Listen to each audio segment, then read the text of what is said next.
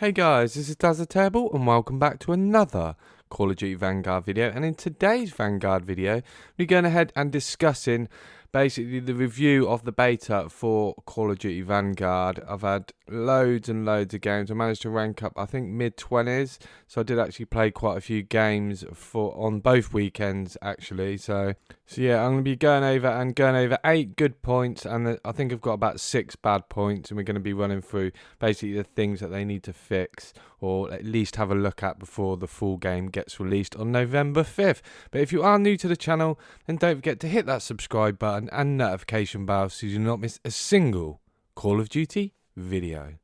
Okay, so let's run through the good points first. Now, number one, my good point is maps, especially Red Star. Now, I did enjoy Red Star. It's probably my favourite map in the beta.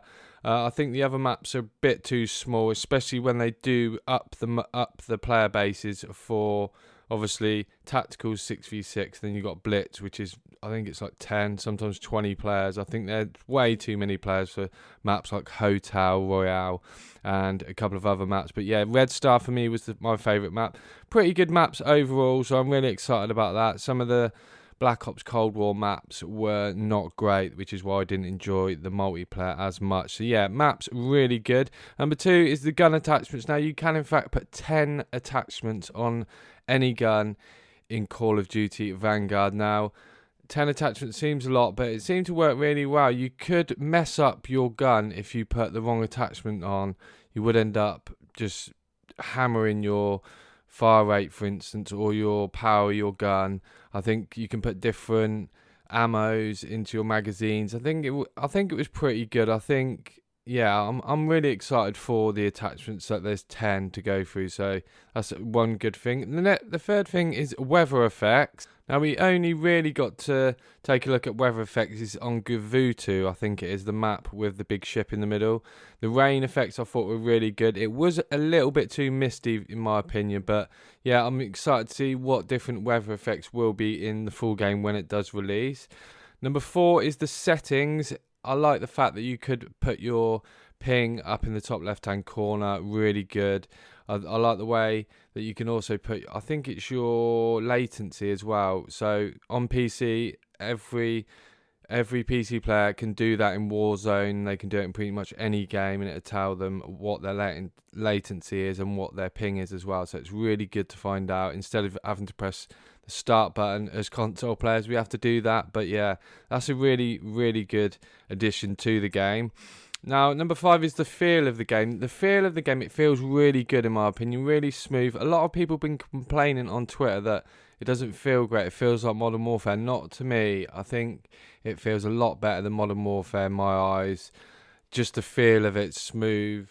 You could get around the map really fast, which I liked. So yeah, the feel of the game definitely is good. And number 6 is the setting, the World War II setting. I love this about the game. Obviously Cold War was set in the 80s, but this is set in the 1940s or early 50s. But yeah, I'm really happy about the setting. Obviously World War II, awesome.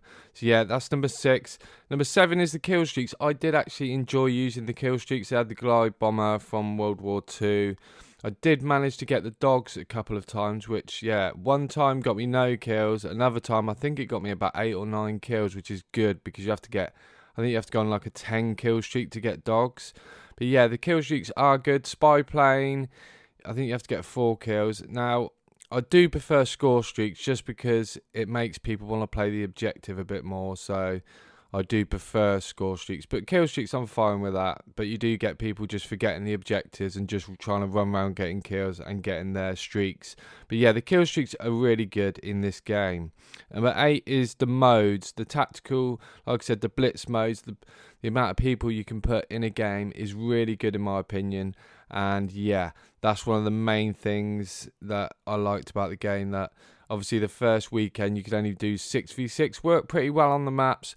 when you did have the blitz mode with the 20v20, it was, you get a lot of kills, but you do get a lot of deaths that come along with that. But yeah, I was happy with that. So there, the 8 things that I enjoyed about the game. There's probably loads more, but that's the only ones that I could come up with. So now we're going to run into the bad points about the game, the things that I think they can improve on Sledgehammer Games, and hopefully they will. Now, they have addressed a few things that they are going to fix, and some of these things are in my list. Okay, the first thing that I didn't like about the game was spawns, especially on Hotel Royale. The spawns on that were not great at all. I remember you could be in one corner of the map and there'd be no one behind you. You look around again and there's basically a whole team of 5 players behind you, and they just all spawn behind you. Now, I understand that obviously if you're in half of your team, well, pretty much all of your team are in your spawn and you're the only one in their spawn, then they will be spawning around you. But when I come across this, I had loads of players with me on my team, and yeah, the spawns, I think they can change. I think they will change. I don't think they've mentioned about improving the spawns, but I'm sure they will. They have on previous Call of Duty, so I'm not too worried about that. Now, number 2 is probably the worst thing that I found about the game, and that is the sound. It is way too low. When I was recording gameplay, you literally struggled to hear any of the game sound. The sounds of the weapons just sounded all muffled, and I didn't enjoy it. And the footsteps, you cannot hear footsteps whatsoever, especially when you're in a party with your teammates and you're all trying to speak together and trying to listen for footsteps. It's pretty much impossible.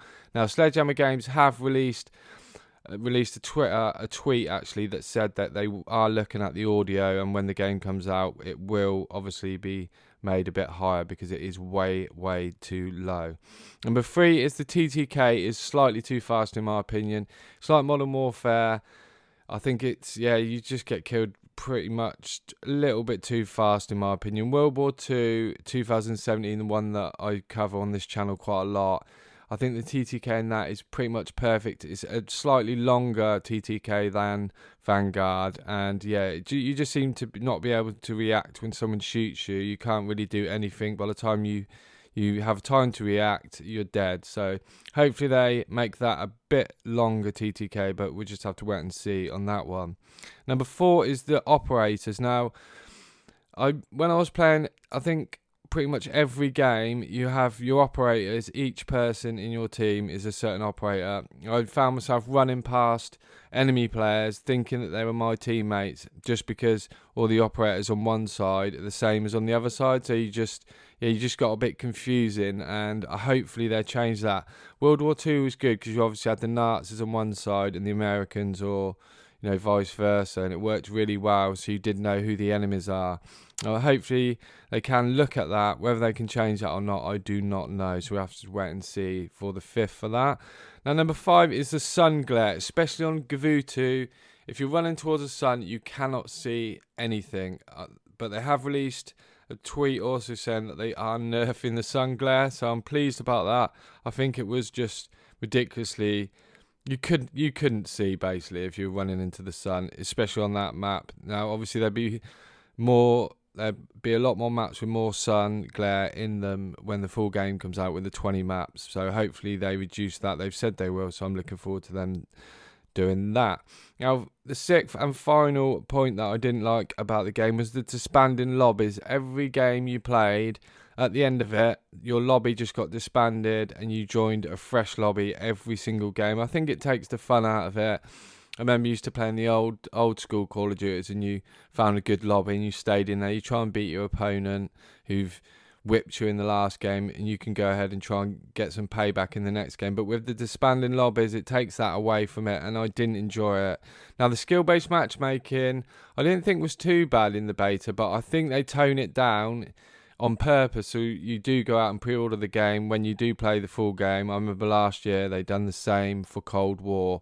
I don't think Sledgehammer can do anything about that. I think it's Activision that put that skill-based matchmaking in every Call of Duty now, especially since Modern Warfare. I think it got terrible after that. But yeah, so I think when the full game comes out, the skill-based matchmaking will be increased. Now, what I did to get around this was to just join a big party. I had a party of 4 or 5 people, and it made the game a bit more enjoyable because obviously skill-based matchmaking's a bit terrible for us guys who've been playing the game for ages. So that's the 6 points that I didn't enjoy the game. Now I'm sure they will go ahead and improve all of these. Fingers crossed. Obviously they won't be able to do all of them like the TTK. It's probably in the engine and they won't be able to change things like that. But sun glare and obviously the sound too low, the biggest points, I think they will change, and they've already said they will, so hopefully they can do that in time for the launch. Anyway guys, thank you for watching. Let me know in the comment section what are your good points and bad points about the game, and I'll be interested to go through and read them. I read every single comment guys, so yeah, I'll be interested to go ahead and look at that. So that is it. Hope you enjoy the rest of your weekend, and I'll catch you on Wednesday for another Call of Duty World War II video. Take care, stay safe, and I will see you in the next one.